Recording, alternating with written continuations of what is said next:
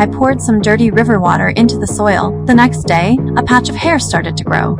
I didn't get scared.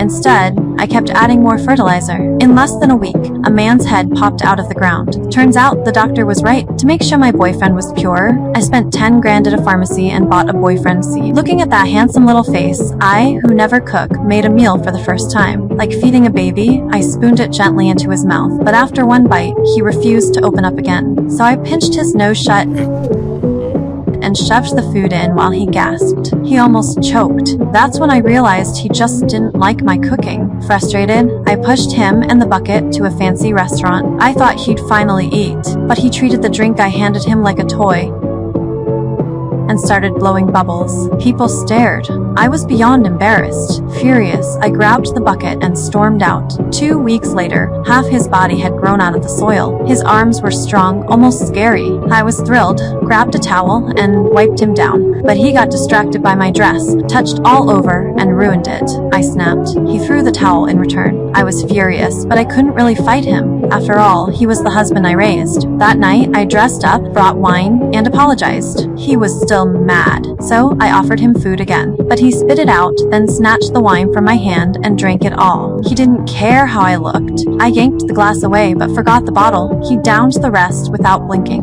When I came back and saw his smug face, I had no words left. The next morning, I woke him up from his hangover, opened the window, dumped the water in his sprayer, let the wind and sun dry him out. Then I placed a big glass of water right in front of him. When he reached for it, I moved it away.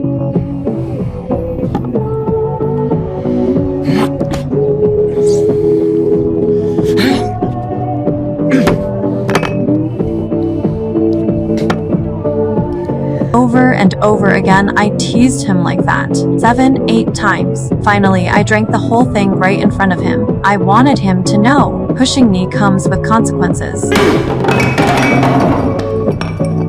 But that night, a cough woke me up. I'd forgotten to close the window. He caught a chill. Panicked, I ran to him without even wearing shoes. Wrapped in a blanket, I tried to give him water, but he was barely breathing. After a whole night of care, he finally pulled through. That same day, his body was fully formed. I excitedly pulled out the clothes I had prepared. Finally, it was time to get married. I'd waited 30 days for this, but when I came out in my wedding dress, his suit was gone. The bucket was empty. Only a trail of footprints remained. I followed them for blocks, searched 3 whole streets, but couldn't find him. Desperate, I climbed to the tallest building in the city, hoping to catch a glimpse, but he was nowhere to be seen. Wiping away tears, I returned to the pharmacy, and once again planted a brand new boyfriend seed.